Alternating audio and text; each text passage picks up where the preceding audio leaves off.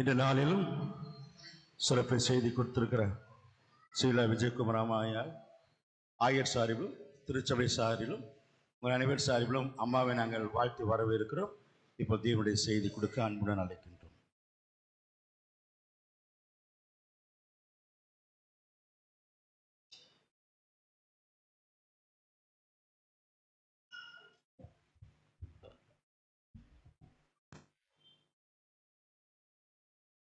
ஆண்டவரும் இரட்சகருமாகிய இயேசு கிறிஸ்துவின் நாமத்தினாலே உங்கள் யாவருக்கும் இந்த மனமகிழ்ச்சியின் நாளிலே வாழ்த்துதலை நான் தெரிவித்துக் கொள்கிறேன். கர்த்தருடைய நாமம் மகிமைப்படுவதாக. கரங்களை உயர்த்தி கர்த்தருடைய நாமத்தை மகிமைப்படுத்தி ஹல்லேலூயா ஹல்லேலூயா ஹல்லேலூயா. கர்த்தர் நல்லவர். முதல் ஆராதனையை காட்டிலும் உற்சாகமாய் வந்திருக்கிறீர்கள், உற்சாகமானவர்கள் வந்திருக்கிறீர்கள் என்று நான் நினைக்கிறேன். கர்த்தர் நல்லவர். நாம் கண்களை மூடி கர்த்தருடைய சமூகத்தை நாம் நோக்கி பார்ப்போம்.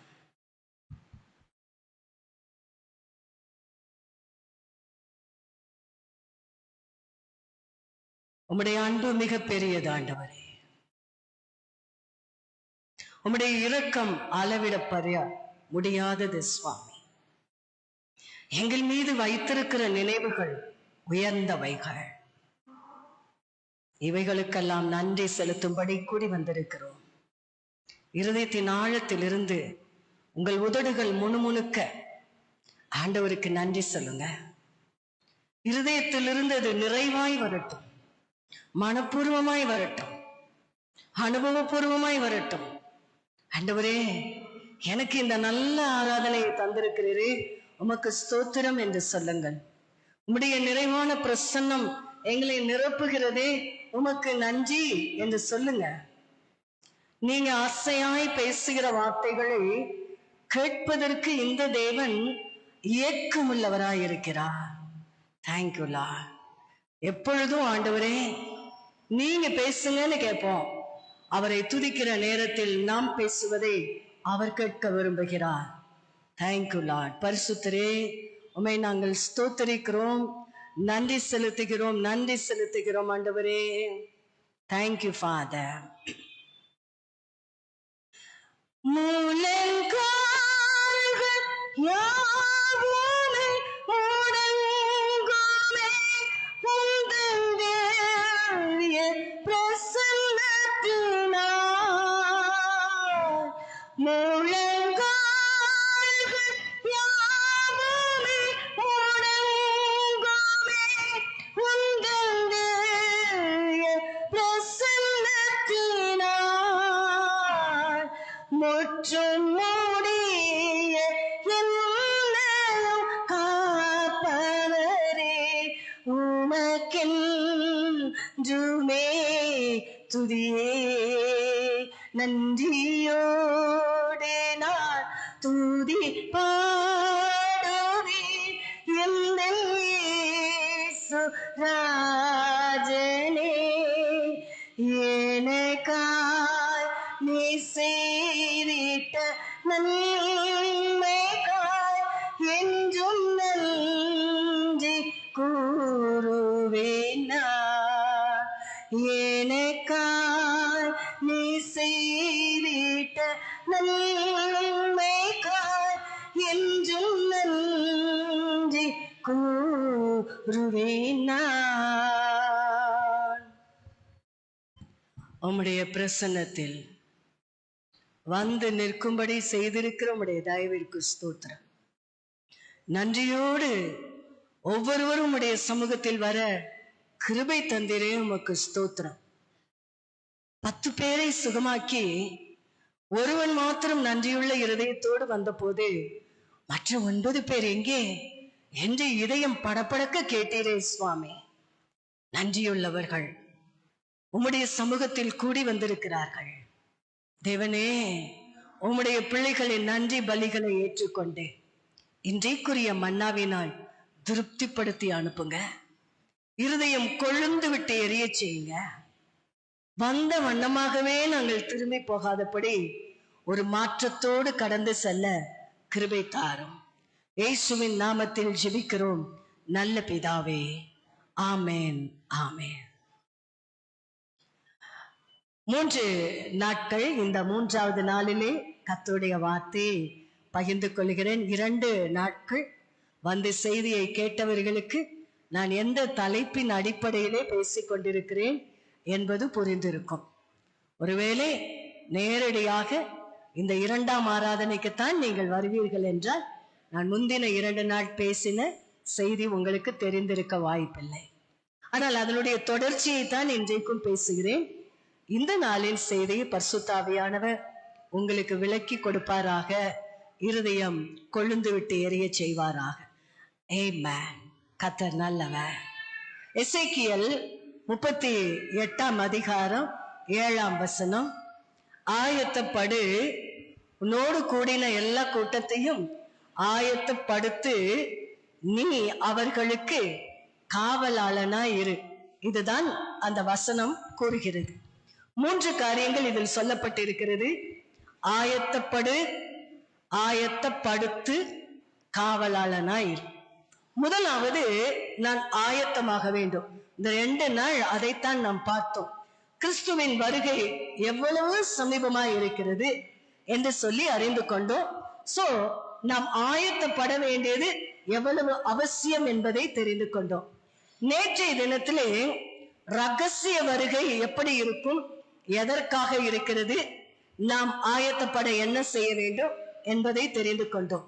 இன்றைக்கு இன்னொரு கோணத்தில் ஆயத்தப்படு என்று பரிசுத்த ஆவியானவர் நம்மோடு கூட பேசுகிறார். ஆயத்தம் இல்லாமல் எதையுமே செய்ய முடியாது. இந்த பூமிக்குரிய வாழ்க்கை, நித்திய வாழ்க்கை நாம் வாழ்வதற்கு ஒரு ஆயத்த வாழ்க்கை. ஆவியானவர் சபைகளுக்கு சொல்லுகிறதை காதுள்ளவன் கேட்க கடவன்.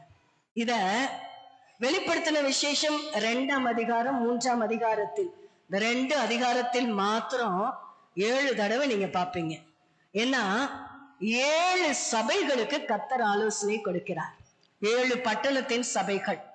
நீ ஆயத்தம் உள்ளவனாய் கிறிஸ்துவின் வருகையை சந்திப்பதற்கு ஆயத்தமாய் இருக்க வேண்டும் என்றால் ஒவ்வொரு சபைக்கும் ஆலோசனை சொல்லுகிறார். காது இருந்த சபையை கேட்டுக்கோ, காது இல்லைன்னா போகும்போது இங்கே விட்டுட்டு போயிடுங்க என்று சொல்லுகிறார். காதுள்ளவன் கேட்க கடவன். ஹல்லேலூயா. நம்ம எல்லாருக்கும் காது இருக்கிறது. காதோடு தான் ஆலயத்திற்கு வந்திருக்கிறோம்னு நினைக்கிறேன்.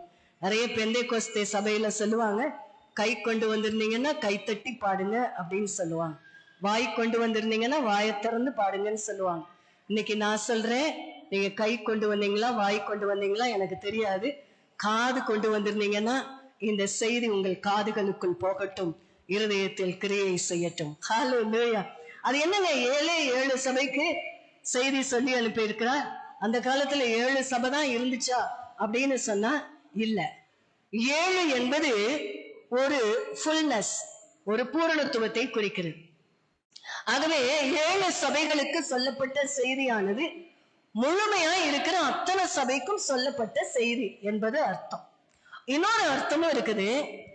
7 சபைகளையும் அந்த காலகட்டங்கள் என்ன சூழ்நிலையில் அந்த சபை இருந்தது அவைகளை எல்லாம் பார்த்து, இது இந்த காலகட்டத்திற்கு சொல்லப்பட்ட செய்தி, இது அடுத்த காலகட்டத்திற்கு சொல்லப்பட்ட செய்தி என்று வேத ஆராய்ச்சியாளர்கள் அதை பிரித்து கொண்டே வருகிறார்கள்.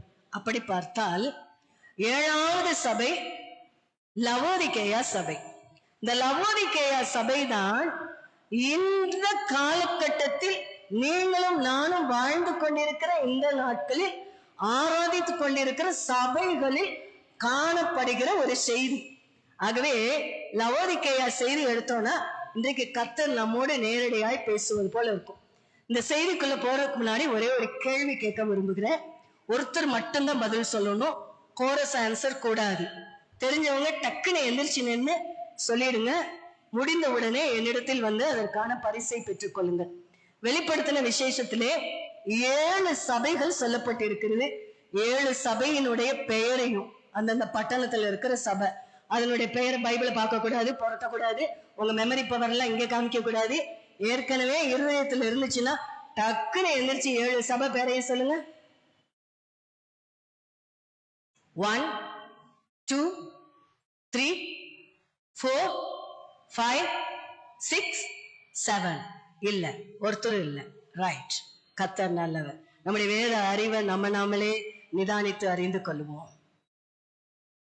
நிறைய பேருக்கு எந்த டிவியில எந்த சீரியல் ஓடுதுன்னா கரெக்டா தெரியுது, நியூஸ் பேப்பர்ல என்ன செய்தினா கரெக்டா தெரியுது, சொந்தக்காரங்க வீட்டுல என்ன செய்தி செவி வெளி வந்தாலும் நல்லா தெரியுது. எத்தனை வருஷமா அந்த பைபிளை கையில தூக்கி தொலைகிறோம். 7 சபை பேர் தெரியலையே. கோச்சிக்காதீங்க. கர்த்தர் யாரை நேசிக்கிறாரோ அவங்க கிட்ட கொஞ்சம் அப்படிதான் பேசுவார். உங்களை ரொம்ப நேசிக்கிறார். ஹல்லேலூயா. கர்த்தர் நல்லவர்.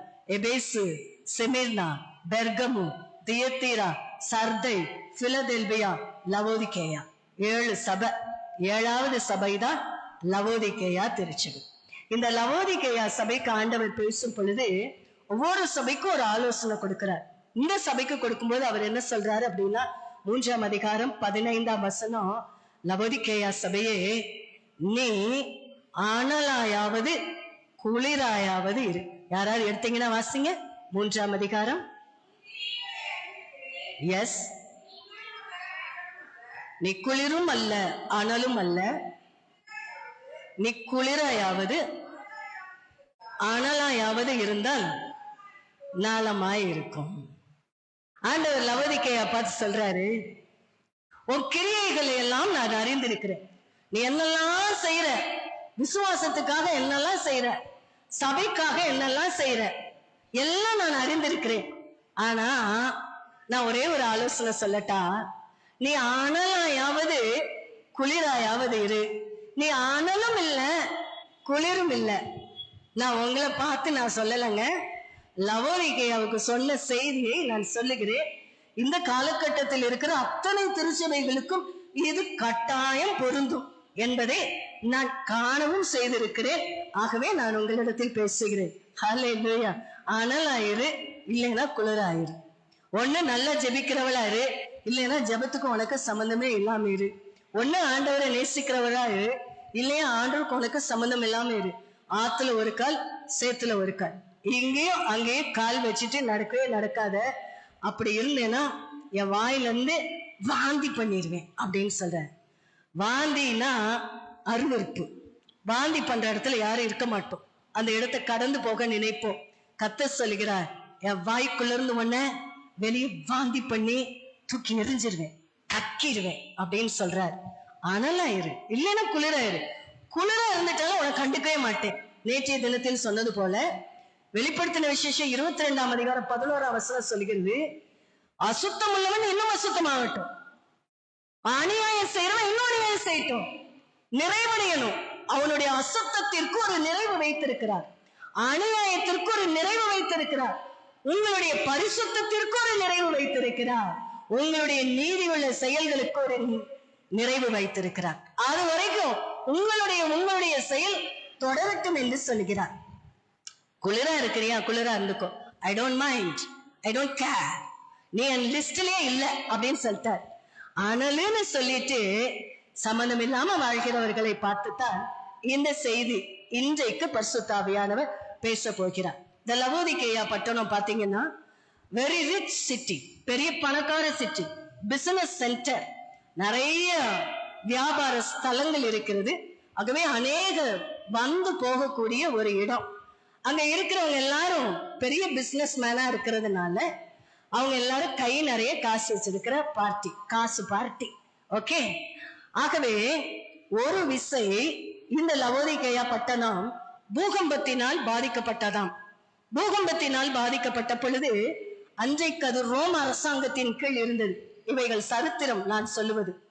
ரோம அரசாங்கம் லவோதிகேயாவை பார்த்து சொன்னதா, பூகம்பத்தினால் சீர்குலைந்து போன உன்னுடைய பட்டணத்தை சரி பண்றதுக்கு நான் வர்றேன், அப்படி நாங்க ஃபண்ட் கொடுக்கிறோம், கவர்மெண்ட் ஃபண்ட், ரிலீஃப் ஃபண்ட் கொடுக்கிறோம் அப்படின்னு சொன்னப்ப லவோதிகேயா பட்டணம் சொல்லிச்சான், உன் ஃபண்ட் எங்களுக்கு தேவையில்லை, we are all well off, நாங்களே பணம் போடுவோம், நாங்களே சரி செய்து கொள்வோம், எந்த அரசாங்கத்தின் உதவி எங்களுக்கு தேவையில்லை என்று சொல்லும் அளவிற்கு பணம் பெருத்தவர்களாய் லவோதிகேயா பட்டணம் இருந்தது.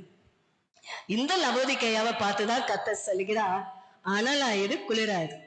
ஏன் அப்படி சொன்னார்னா, இவ்வளவு வசதி இருந்த லவோதிகேயா பட்டணத்துக்கு ஒரே ஒரு குறை இருந்துச்சு. தண்ணீர் மட்டும் அவங்களுக்கு நிறைவான தண்ணீர் கிடைப்பதில்லை. சோ லவோதிகேயா பட்டணத்தின் ஒரு பகுதியில் இருந்து பூமிக்கு அடியில குழாய்கள் பதித்து தண்ணீர் வரும். ஒரு இடத்துல இருந்து சுடுதண்ணி வரும். இன்னொரு பக்கத்தில் இருந்து பூமிக்கடியில் குழாய்கள் பதித்து தண்ணீர் வருகிறது. அது குளிர்ந்த தண்ணீர். ஓகே, அங்க ஸ்டார்டிங் பாயிண்ட்ல சூடான தண்ணி புறப்பட்டு லவோதிகேயா பட்டணத்துல வந்து சேரும் போது அந்த குழாய்களில் அவர்கள் தண்ணீர் பிடித்தால் சூடா இருக்காதான், குளிர்ந்தும் போயிருக்காதான், வெது வெதுப்பா இருக்குமா. அப்ப அவங்க சொல்லுவாங்களா, சுடுதண்ணின்னு நினைச்சு குடிச்சா சே கேவலமா இருக்கு, குடிக்கவே முடியல அப்படின்னு சொல்லுவாங்களாம். சரி, இந்த பகுதியில இருந்து குளிர்ந்த தண்ணீர் குழாய்களுக்குள்ள வருகிறது. இங்க போய் குளிர்ந்த தண்ணீர் குடிக்கலாம் என்று குழாயை திறந்தால் அது குளிராய் வருவதில்லை, கொஞ்சம் சூடாகி வெது வெதுன்னு வருமா. அந்த தண்ணியும் குடிப்பதற்கு ருசியா இல்லை. ஆகவே அவர்கள் அடிக்கடி பேசிக் கொள்வார்களாம், இந்த தண்ணியும் ருசி இல்ல, இந்த தண்ணியும் ருசி இல்ல, ரெண்டு வெது வெதுப்பா இருக்கு, வாயில வைக்கவே பிடிக்கல. ஆகவே நம்முடைய தேவனாகிய கர்த்தர் கேட்டு அறியும் திராணிக்கு தக்கதாக பேசுகிறவர். லவோதிகேயா சபைக்கு எப்படி பேசினா புரியுமோ அப்படி பேசுறார். தண்ணிய வச்சே பேசுறாரு. அனலும் இல்ல, நீ குளிரும் இல்ல, ஒண்ணு அனலாயிரு இல்லைன்னா குளிராயிரு.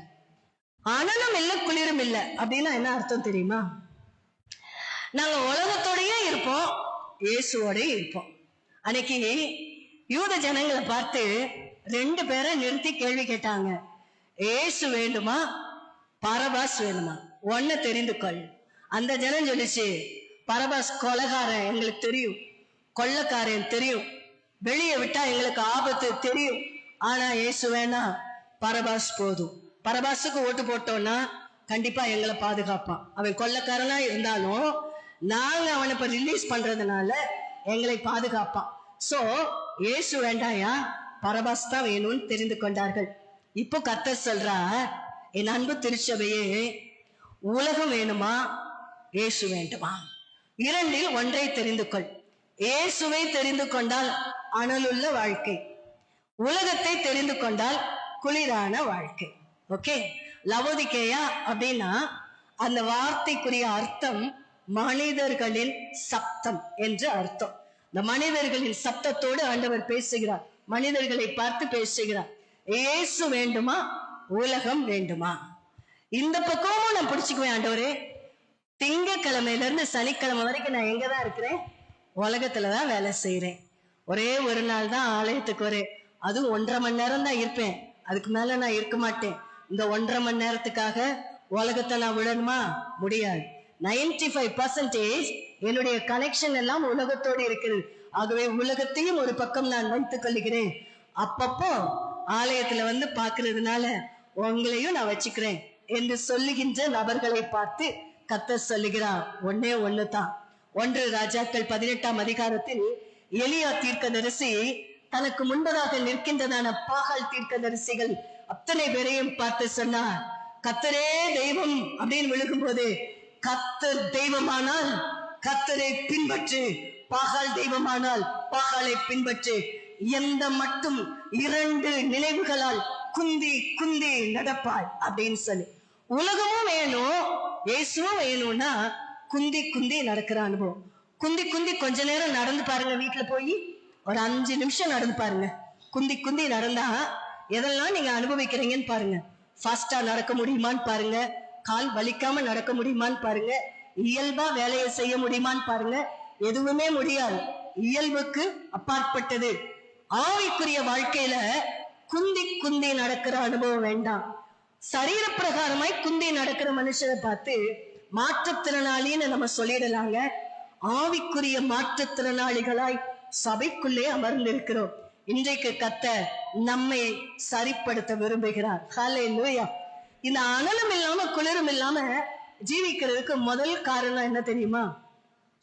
ஆவிக்குரிய வாழ்க்கையில ஆழங்களுக்குள்ள போறது இல்லை. நான் அடிக்கடி சொல்லுவேன், எல்லாருக்கும் உலக பிரகாரமான எந்த காரியத்திலும் திருப்தியே வராது.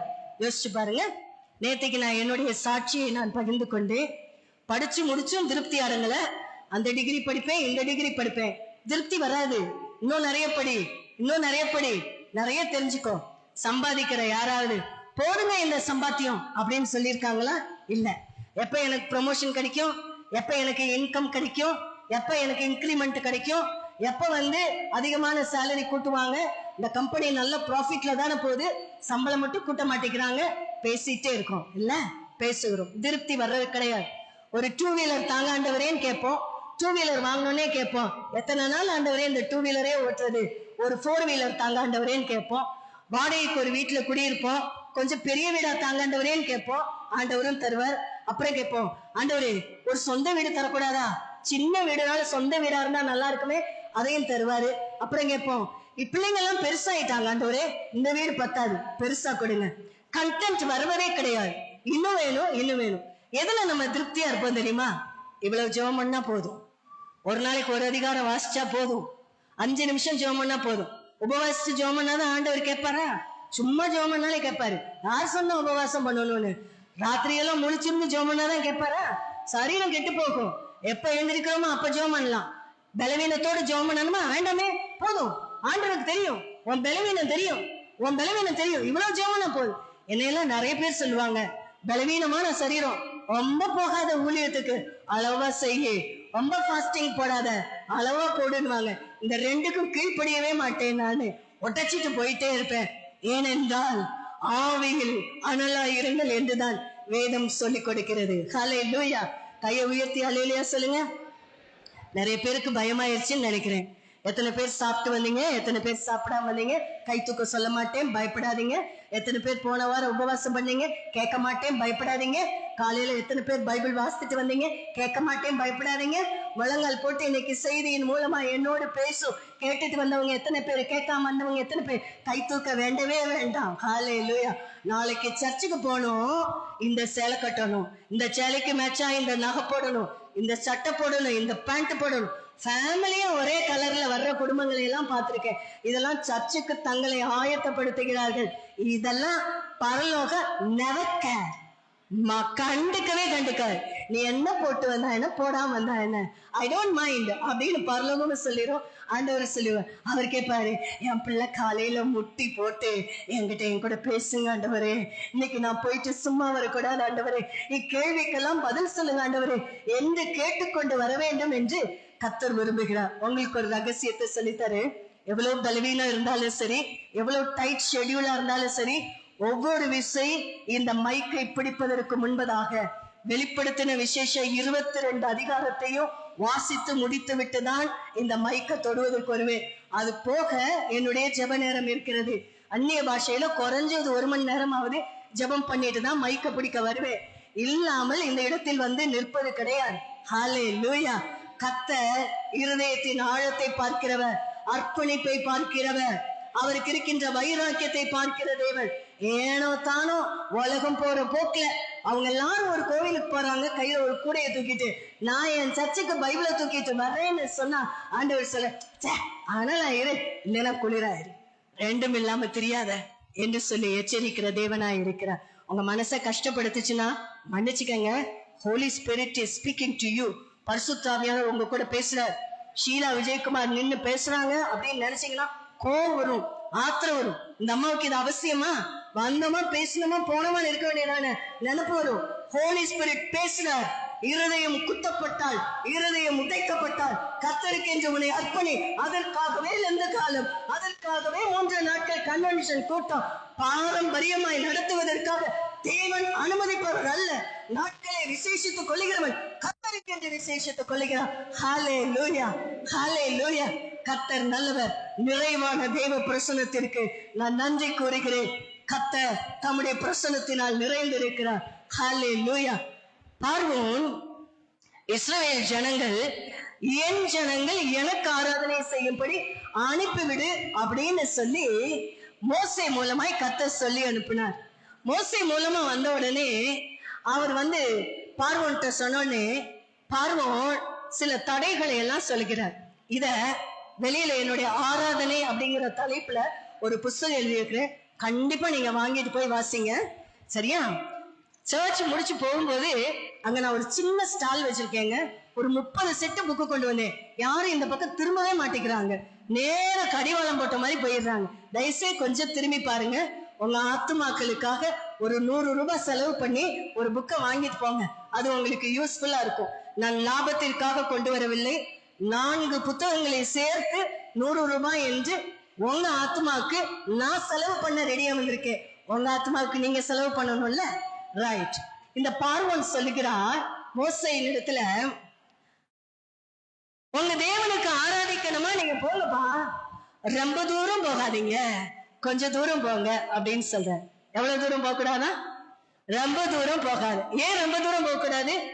எகிப்தை விட்டு ரொம்ப தூரம் நீ போய் உன்னுடைய தேவனாகிய கர்த்தருக்கு நீ ஆராதனை செஞ்சேன்னு சொன்னா மறுபடியும் எகிப்தினுடைய நினைவு உனக்கு வராது.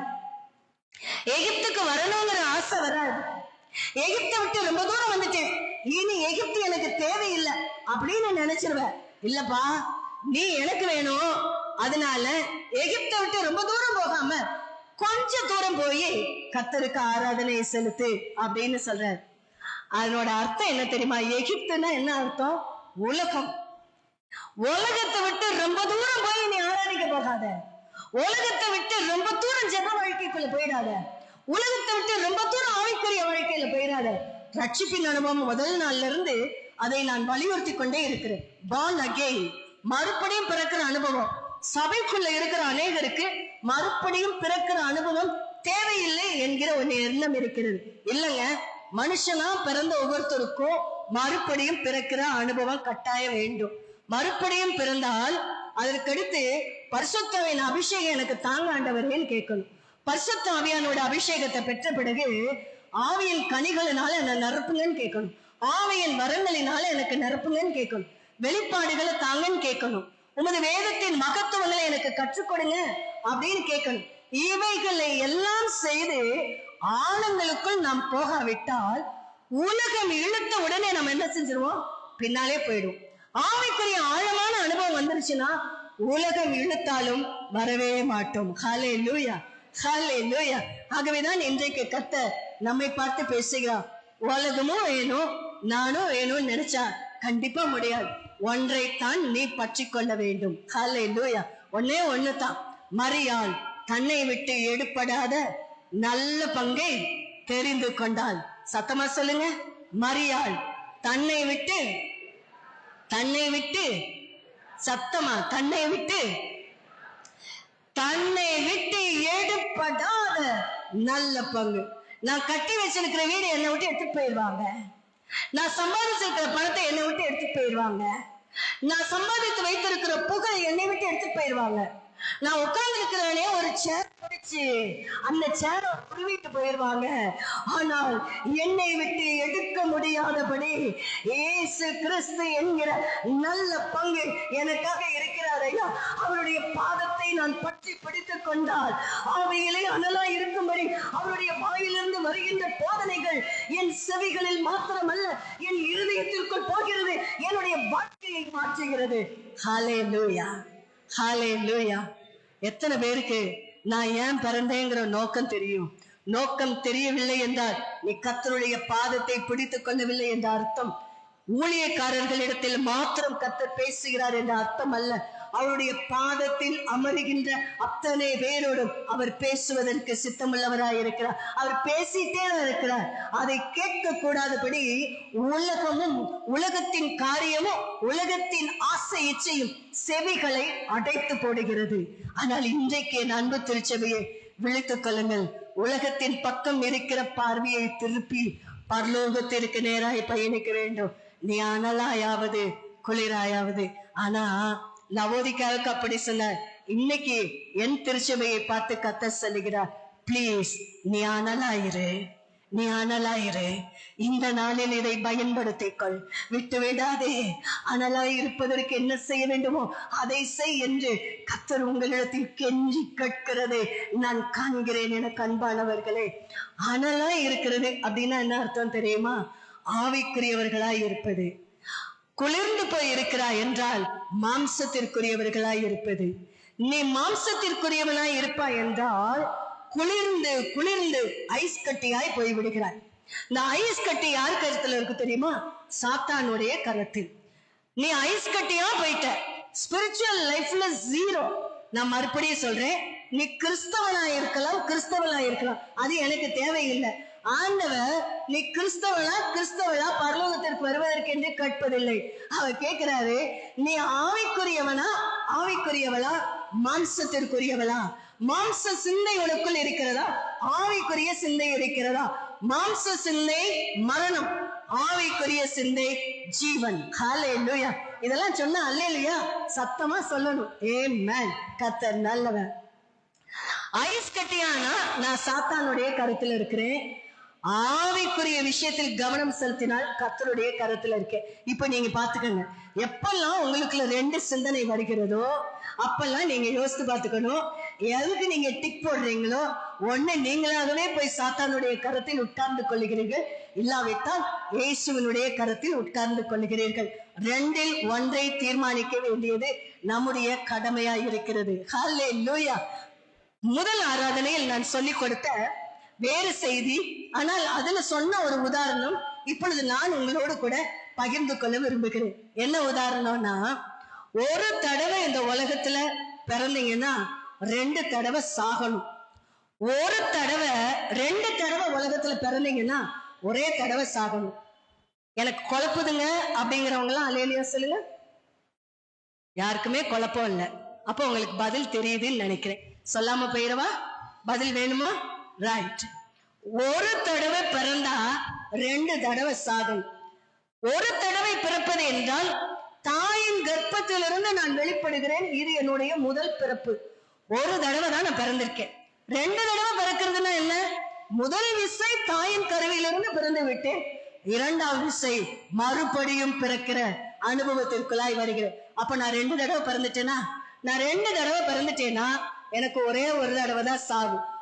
மனுஷனுக்கு ஒரே தரம் மரிப்பதும் பின்பு நியாய தீர்ப்படைவதும் நியமிக்கப்பட்டிருக்கிறதுன்னு எபிரேயர் 9:27 சொல்லுகிறது. சோ நான் 2 தடவை பிறந்துட்டதுனால ஒரே ஒரு மரணம், சரீரத்திற்குரிய மரணம் எனக்கு கிடைக்கிறது.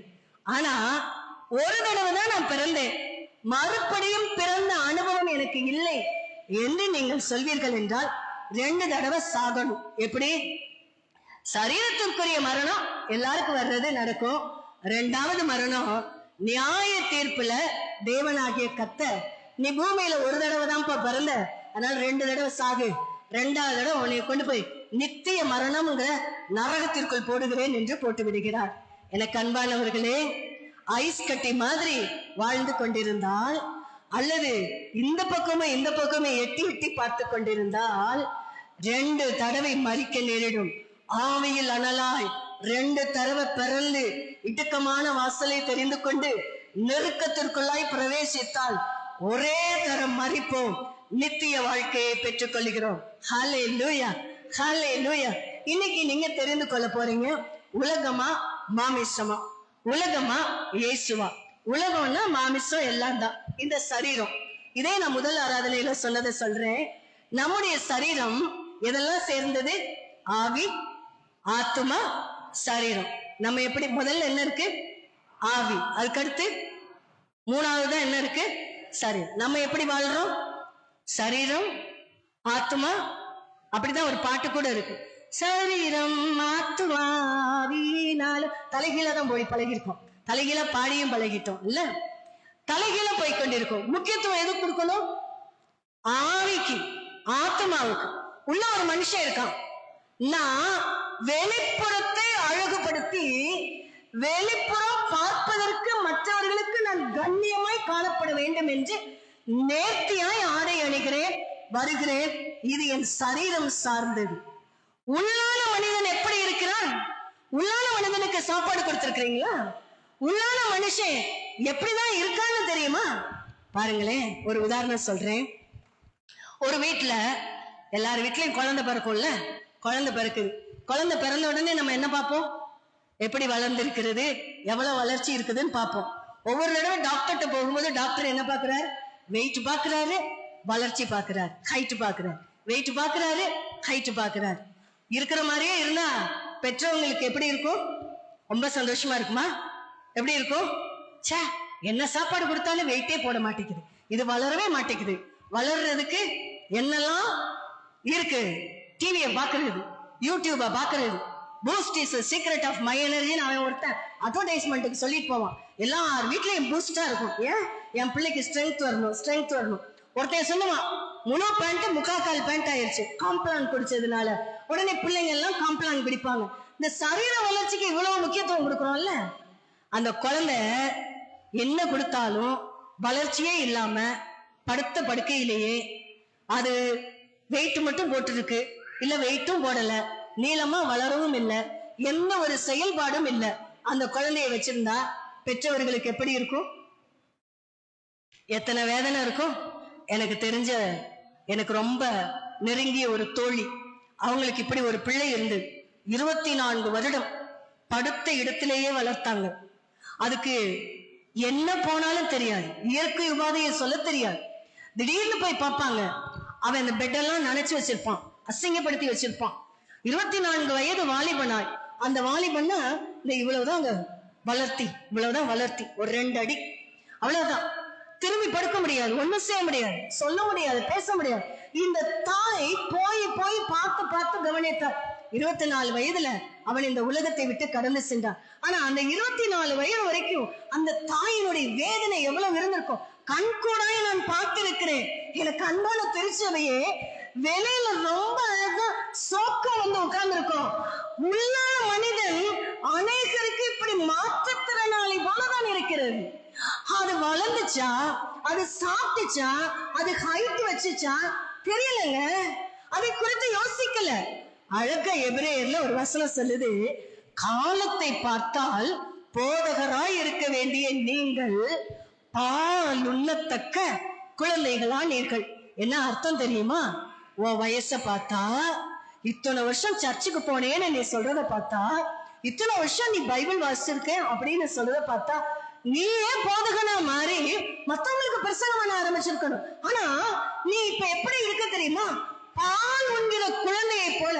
உனக்கே ஒருத்தர் புட்டியில பால் அடைச்சு அதுல ரப்பர் மாட்டி உன் வாயில கொண்டு வந்து சூப்பருக்கு கொடுக்கணும் போல அப்படிப்பட்ட வளர்ச்சியில் இருக்கிறாயே என்று எபிரேய ஆக்கியோன் விசுவாசிகளை பார்த்து கடிந்து கொள்கிறார்.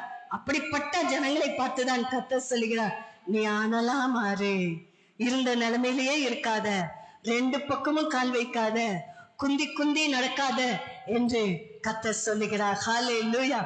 இந்த செய்தியை குறித்து இன்னும் நான் பேசிட்டே போலாம், எனக்கு நேரம் இல்லை, நான் முடிக்க விரும்புகிறேன். இந்த சபையினரை பார்த்து கர்த்தர் அடுத்து பேசுகிற வசனத்தை பார்த்தீங்கன்னா சொல்லுவார், சபையே, லவோதிக்கேயாவே, உன்னை பத்தி நீ என்ன தெரியுமா நினைச்சிட்டே இருக்கிற? நீ ஐஸ்வர்யமான்னு நினைக்கிற, உண்மைதானே? ஆரம்பத்திலேயே இந்த பட்டணத்தை குறித்து அறிமுகப்படுத்தும் பொழுது பணக்கார சிட்டி அப்படின்னு சொன்னேன். ஆண்டவர் சொல்றாரு, நீ நினைச்சிட்டு இருக்க நீ ஐஸ்வர்யவான், நான் திரவிய சம்பனன், எனக்கு ஒரு குறையும் இல்லை அப்படின்னு சொல்ற. இல்லப்பா, நீ அனலும் இல்லாம குளிரும் இல்லாம வெளி வேஷத்தை பார்த்து வெளி வேஷத்துக்கு மார்க் போட்டு உடனேயே சமாதானப்படுத்தி கொண்டு வாழ்ந்து கொண்டிருக்கிறாய். அந்த நிலையை விட்டு மனம் திரும்பு. ஆண்டவர் சொல்றார், நான் உன்னை எப்படி பாக்குறேன் தெரியுமா? நீ சொல்ற நான் ஐஸ்வர்யவான், நான் சொல்றேன் நீ நிர்பாகியன் அப்படிங்கிறார். நிர்பாகியன் அப்படின்னா ஐஸ்வர்யவான் அப்படின்னா இங்கிலீஷ்ல ஒரே ஒரு வார்த்தை சொல்றேன், இப்ப ரொம்ப தெளிவா புரியும். ஐஸ்வர்யவான் அவன் சொல்றான், நான் கர்த்தரால் ஆசீர்வதிக்கப்பட்டிருக்கிறேன், ஐ எம் பிளஸ்ட், நான் பிளஸ்ட், ஆசீர்வாதமா இருக்கேன் அப்படின்னு சொல்றான். ஆனா பாக்கியம் இல்ல அப்படின்னு சொன்னா என்ன செய்வோம்? எனக்கு வீடு இல்ல, எனக்கு கார் இல்ல, ஏதோ ஒரு வாழ்க்கை வாழ்றேங்க, நான்லாம் ரொம்ப ஆசீர்வாதமாலாம் இல்லைங்க அப்படின்னு சொல்றோம். ஆண்டவர் சொல்றாரு, நீ ஐஸ்வர்யவான், ஐ எம் பிளஸ்ட் அப்படிங்கிற. என் பார்வையில யூ ஆர் நாட் பிளஸ்ட், நீ தரித்திரண்டா அப்படிங்கிறார். ஏன் தெரியுமா? ரட்சிப்புங்கிற வஸ்திரம் இல்ல, நீ உயர் ரகமான வஸ்திரங்களை உடுத்தி கொண்டு வெளியே வரலாம். ஆனா என்னுடைய பார்வை இந்த சரீரத்தை பார்த்து கொண்டிருக்கிற மேல் வஸ்திரத்தை நான் பார்க்கவில்லை. உள்ளான மனிதனுக்கு ஒரு வஸ்திரம் கொடுத்தேனே, அந்த வஸ்திரம் உனக்கு இருக்கிறதா? ரட்சிப்பின் வஸ்திரம் இருக்கிறதா? மறுபடி பிறந்த வஸ்திரம் இருக்கிறா? இல்ல, நீ நிர்வாணியா இருக்கிறப்பா அப்படின்னு சொல்றார். நிறைய பணம் வச்சிருக்கிறேன் அப்படின்னு ஒருத்தர் சொன்னா. லூக்கா 16ஆம் அதிகாரத்தில் அந்த சம்பவம் இருக்கிறது. இந்த மனுஷன் ஐஸ்வர்யவான், அனுதினமும் சம்பிரமமாய் வாழ்ந்து கொண்டிருந்தான் அப்படின்னு பைபிள் சொல்லுது. அதை வேற ஒரு டிரான்ஸ்லேஷன்ல வாசிச்சு பார்த்தேன். அது சொல்லுது, தினந்தோறும் விருந்து கொண்டாட்டம் அவன் வீட்டில். அப்படின்னா யோசிச்சு பாருங்க, தினந்தோறும் விருந்து கொண்டாட்டம். நம்ம வீட்டுல என்னைக்காவது ஒரு நாள் விருந்துக்கு ஆள் வந்துட்டாங்கன்னா தடபுடல சமைப்போம். என்ன தடபுடல சமைச்சிருக்கீங்கன்னு கேட்டா, விருந்து வந்திருக்காங்க, உரமுறை வந்திருக்காங்க, கோயம்புத்தூர் பாஷை, உரமுறை வந்திருக்காங்க அப்படின்னு சொல்லுவாங்க. ஆனா இந்த ஐஸ்வர்யவன் வீட்டுல தினம் தினம் உரமுறை, தினம் தினம் விருந்து, தினம் தினம் வந்தவங்களுக்கு எல்லாம் பரிமாறினான். நான் நினைக்கிறேன், ரோட்ல போறவங்க வர்றவங்க எல்லாம் பிறந்தா இவனை மாதிரி பிறந்திருக்கணும், நானும் பொழைக்கிறேனே, என்ன வீட்டுக்குள்ள ஆடல் பாடல் சத்தம், எப்ப பாரு வீட்டுக்கு முன்னாடி 4 கார் நிக்குது, எப்ப பாரு விசிட்டர்ஸ் வந்துகிட்டே இருக்காங்க, எப்ப பாரு கிராண்டா சாப்பிட்டுட்டு எச்சி இலைய தூக்கி வெளியில போட்டே இருக்காங்க, எப்ப பார்த்தாலும் விருந்து நடக்குது, எத்தனை வேலைக்காரவங்க வேலை செய்யறாங்க அப்படின்னு நம்ம நினைச்சு, ஒருவேளை பிறந்த இவனை மாதிரி பிறந்திருக்கணும். நம்மள மாதிரியா ஒரு பழமொழி இருக்கும்ல, நாயா பிறந்தாலும் அமெரிக்க ஜனாதிபதி வீட்டுல பிறந்த நாய்க்கு பெரிய கம்பீரம் தான், நம்ம வீட்டுல இருக்கிற நாய்க்கு அவ்வளவு கிடையாது. அது போல நாம் சொல்லிக் கொள்கிறோம். ஆனா ஆண்டவர் சொன்னாரு, ஒரு நாள் வந்துச்சு, வீட்டு வாசல்ல தரித்திரனா பிச்சை எடுத்துட்டு எச்சி இலைகள்ல இருக்கிறதை நக்கி தின்னுவதற்கு கிடைக்குமா என்று நாய்களோடு போட்டி போட்டுக்கொண்டு ஒரு மனிதன் உட்கார்ந்திருந்தார். 2 பேருக்கும் முடிவு வந்தது. 2 பேரும் பாதாளத்திற்குள் போகிறார்கள். ஒரு பிரிவு இருக்கிறது, ஒருவன் கீழே இருக்கிறார், ஒருவன் மேலே இருக்கிறார். பூமிக்குரிய வாழ்க்கையில் மேலாய் வாழ்ந்து கொண்டிருந்தவன் பாதாளத்தின் கீழறையில் இருக்கின்றான். பூமிக்குரிய வாழ்க்கையில் தரித்திரனாய் நாய்களுக்கு சமமாய் உட்கார்ந்து இருந்தவன் பாதாளத்தின் மேலறையில் உட்கார வைக்கப்பட்டிருக்கிறான்.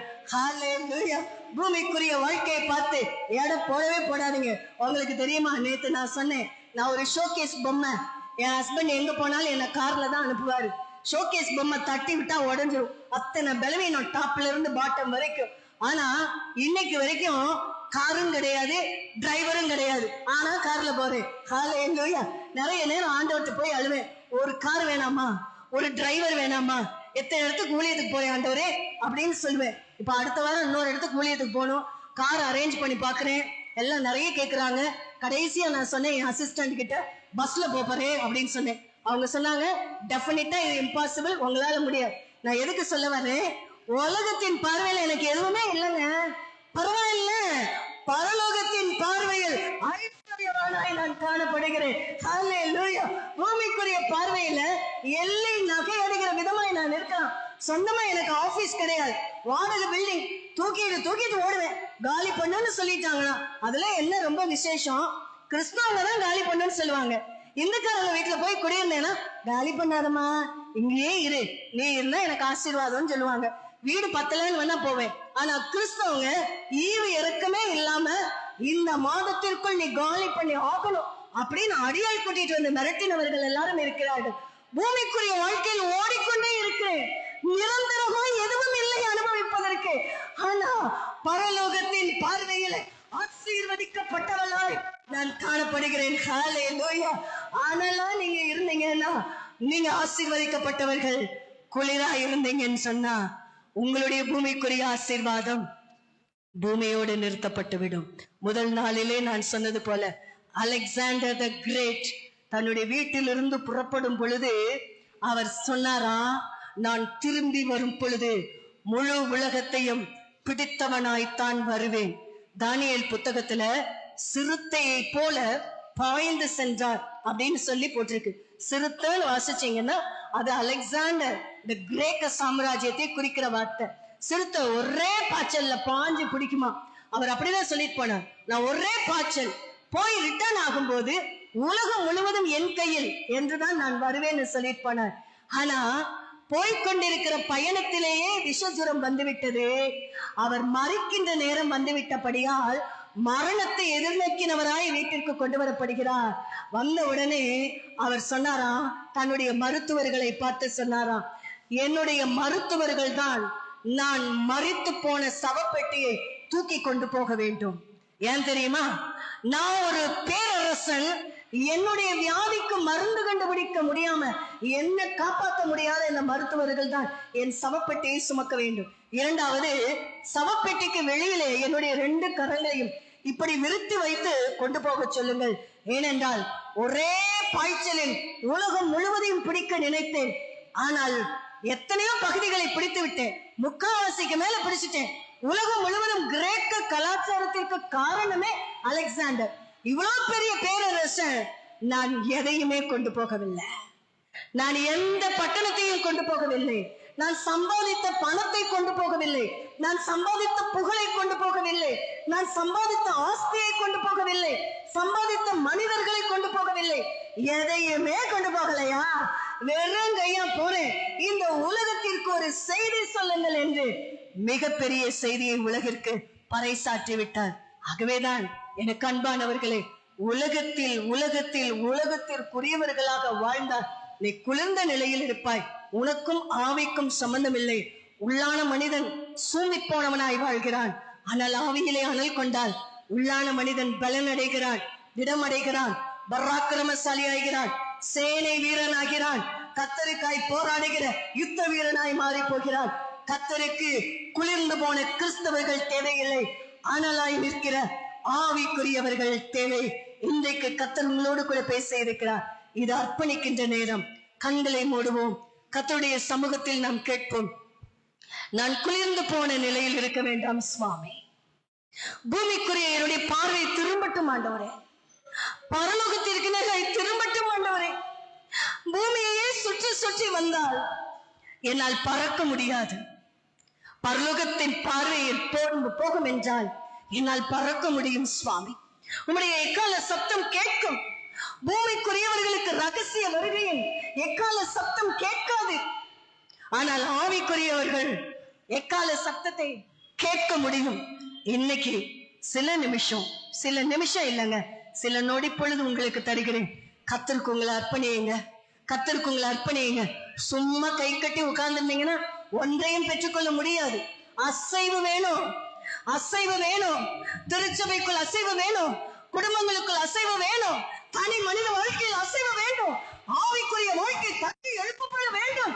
இல்லாவிட்டால் கர்த்தர் சொல்லுகிறார், காதுள்ளவன் கேட்க கடவன்.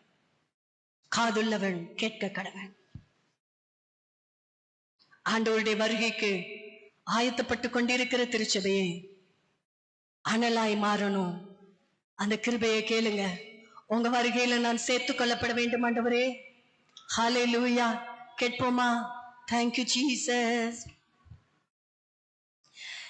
எப்படியோ வருகையிலே ஏழை என்னை சேர்த்திடுமே. எல்லாரும் சொல்லுவோம். எப்படியோ வருகையிலே ஏழை என்னை சேர்த்திடுமே. என்னை மறவா இயேசுநாதா, உந்தன் தயவால் என்னை நடத்தும். எங்கள் அன்பின் பரலோக பிதாவே, எப்படியாகிலும் உம்முடைய வருகையில் வர வேண்டும் என்று பிரயாசப்படுகிற உம்முடைய பிள்ளைகளை, எப்படியாகிலும் உன் வருகையில உன்னை சந்திக்கணும்னு நான் ஆசைப்படுகிறேன் என்று வாஞ்சையுள்ளவராய் வந்து நீங்க பேசின வார்த்தைகளை கேட்க செய்தே சுவாமி. எந்த ஒரு இருதயமும் உடைக்கப்படாமல் இருக்கக்கூடாதப்பா. ஒவ்வொரு இருதயமும் உடைக்கப்படட்டும். ஒவ்வொரு இருதயமும் மனம் மாறட்டும். ஒவ்வொருவரும் 2 தடவை பிறக்கிறவங்கள மாத்துங்க சுவாமி. ஒரு தடவை பிறந்த அனுபவத்தோடு இருக்கிறவர்கள் மறுபடியும் பிறக்கிற அனுபவத்தை இன்றைக்கு சிந்திக்க ஆரம்பிக்கட்டும். தகப்பனே, உம்முடைய கிருபையினால் நிரப்புவீராக. அனலாய் மாற கிருபைத்தார். வாந்தி பண்ணி போடுகிற அருவருப்பான நிலைக்கு தள்ளப்படாதபடி ஆவியில் அனலாய் மாற, பரலோக ராஜ்யத்தின் ஆசீர்வாதங்களை பெற்றுக்கொள்ள, மணவாளனாகிய கிறிஸ்துவை சந்திக்க கிருபை செய்யும். இயேசுவின் நாமத்தில் பிதாவே, ஆமென்.